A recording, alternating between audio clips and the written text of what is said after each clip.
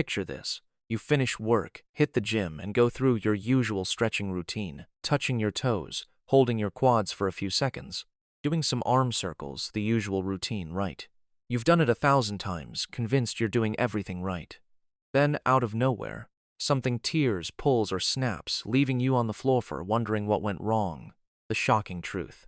The stretches you've been doing your entire life are likely doing absolutely nothing to protect you. Indeed, research from the American Center for Disease Control and Prevention Review found that 337 people need to stretch consistently to prevent just one injury. This means stretching has an astonishing 99.7% failure rate as an injury prevention tool. But here's what nobody is telling you. We all want to finish stretching as quickly as possible because it's often boring. What if I told you there are only 2 essential movements you need for life, taking less than 10 minutes to complete? Both are backed by decades of randomized controlled trials and tens of thousands of subjects. If you're not incorporating both into your routine right now, your body is already paying the price. So, what actually happens when you stretch? A 2025 systematic review confirmed that improvements in flexibility from static stretching primarily come from one thing: your brain becoming more comfortable with the sensation. Your stretch tolerance increases, but the muscle itself barely changes structurally. You're not fixing anything, you're simply getting used to the feeling. The real issue isn't stretching itself. It's that 99% of people are performing the wrong ones.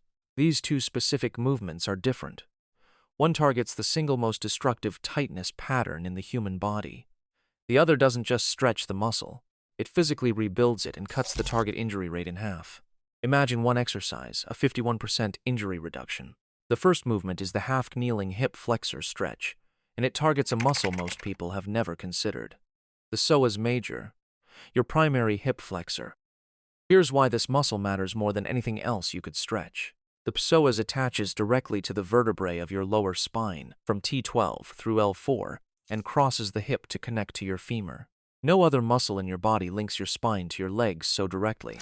It is the fundamental bridge between your upper and lower body, and right now, if you have a desk job, it is probably wreaking havoc on your body. When you sit for 8 hours a day, the psoas shortens. A 2024 cross-sectional study of desk workers found a strong correlation between tight hip flexors and increased lower back curvature. When the hip flexor tightens, the cascade of negative effects is catastrophic: anterior pelvic tilt. Your glutes stop firing, meaning the hip flexor becomes so tight that its opposing muscle literally shuts down, leading to lower back pain, hip impingement, hamstring overuse, knee pain, and altered gait. All this from just one muscle. Now let's delve into the science of fixing it. A randomized controlled trial published in the Journal of Experimental Orthopedics put 30 subjects with lower back pain through 8 weeks of hip flexor stretching 3 times a week. The results were significant. Pain dropped markedly, disability improved substantially, and hip extension range of movement increased massively. The long-term benefits are also unlike anything else. 3 studies from the University of Virginia tracked elderly subjects through hip flexor stretching programs, yielding improved stride length, enhanced hip mobility, better walking speed, and in frail elderly subjects, a significantly reduced risk of falls. Here's how to perform this crucial stretch. Half kneel on the floor with one knee down and the other foot in front, ensuring your front knee is stacked directly above your ankle. Before you move, squeeze the glute on the kneeling leg. Then, tuck your pelvis, imagining your belt buckle moving upwards, and keep your ribs down. While maintaining that glute squeeze and tucked pelvis, gently shift your body forward until you feel a stretch in the front of the hip of your back leg, not your lower back. If you feel it in your lower back, you've lost the posterior pelvic tilt. Reset and tuck harder. A randomized crossover trial compared this posterior pelvic tilt version against a conventional hip flexor stretch, finding the pelvic tilt version significantly superior. You're not just stretching further, you're stretching smarter. If you're under 65, 30 seconds per side is sufficient. Research has proven that 30-second holds are just as effective as 60-second holds in younger adults. Aim for 2 to 3 sets per side, 3 to 5 days a week. If you are over 65, extend your holds to 60 seconds, as older collagen requires a longer stimulus. The most common mistake is arching your lower back to feel a deeper stretch. This isn't a hip flexor stretch, it's your lumbar spine bearing the load. Always tuck the pelvis first, and then move forward. Now, Here's where it gets truly interesting. The second movement isn't even a stretch, yet it boasts more injury prevention evidence than any other single exercise ever studied, and most people have never done it. In fact, many who hear its name immediately dismiss it as too hard, too extreme, or simply not for them. But they couldn't be more wrong, and that mistake is precisely why they keep getting injured. We're talking about a 51% reduction in hamstring injuries from just one exercise, and the reason it works has nothing to do with flexibility. Here's what nobody understands about hamstring injuries. No study has ever shown that passive hamstring stretching prevents hamstring strain injuries, not a single one, ever. The clinical guidelines from one of the most respected sports medicine journals in the world plainly state that there is insufficient evidence to support stretching as an isolated hamstring treatment. Sherry and Best tracked athletes rehabilitating hamstring injuries with static stretching, and a staggering 7 out of 10 were re-injured. In contrast, athletes using progressive loading work saw only 1 out of 13 re-injuries. The message is clear. Stretching does not save your hamstrings, loading them does. Here's why this distinction is crucial. When you passively stretch a muscle, your brain primarily gets more comfortable with the sensation. The muscle fiber itself barely changes. But this exercise does something completely different. It physically lengthens the muscle fiber itself, leading to actual physical change, not just increased tolerance. A study in the Journal of Athletic Training showed that 6 weeks of this exercise improved hamstring flexibility by almost 13 degrees, identical to what stretching produces, but crucially, it also built significant strength simultaneously. This means you gain both flexibility and strength together, not one at the expense of the other. The injury prevention numbers for this exercise are unlike anything else in sports science. One analysis covering 459 athletes found a remarkable 51% reduction in hamstring injuries. A study involving 579 male soccer players reported an even more impressive 72% reduction. The 2022 mega-analysis across 108 studies reported a 56% to 70% reduction. That's a 51% to 72% reduction from just one exercise. And that exercise is called the Nordic hamstring curl. Here is the profound reason it works so well, because once you understand this, you will never skip it again. Researchers tracked 152 elite soccer players and measured the length of their hamstring muscle fibers.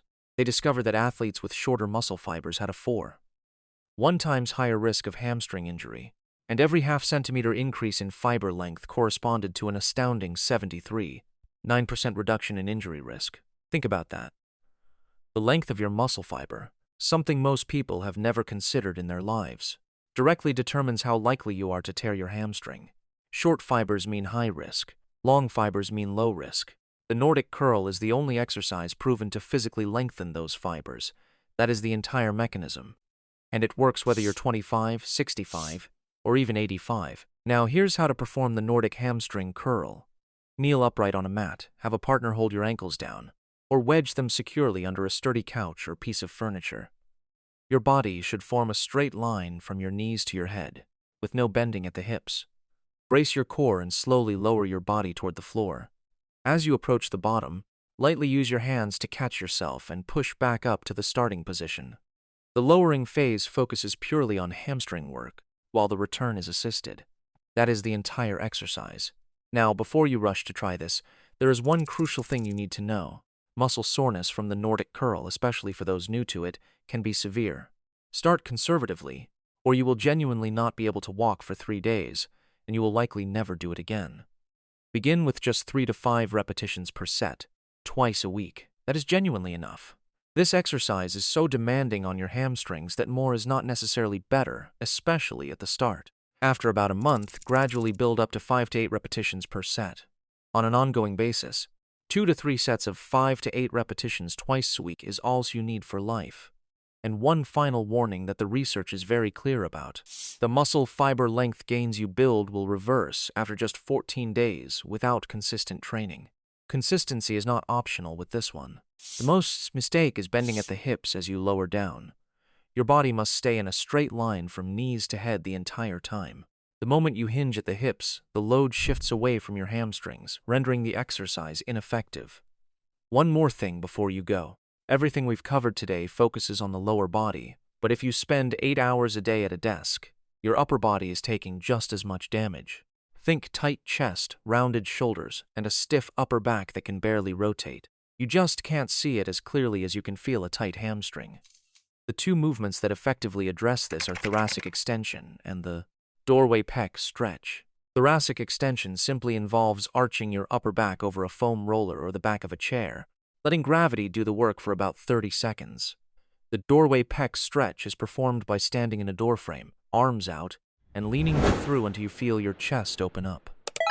We've covered both of these in detail in our dedicated posture video, explaining them with the same level of precision. For now, prioritize what we've discussed today. Incorporate these movements most days. Keep your stretches short before training and longer after. And please, stop touching your toes before you train. It's doing nothing.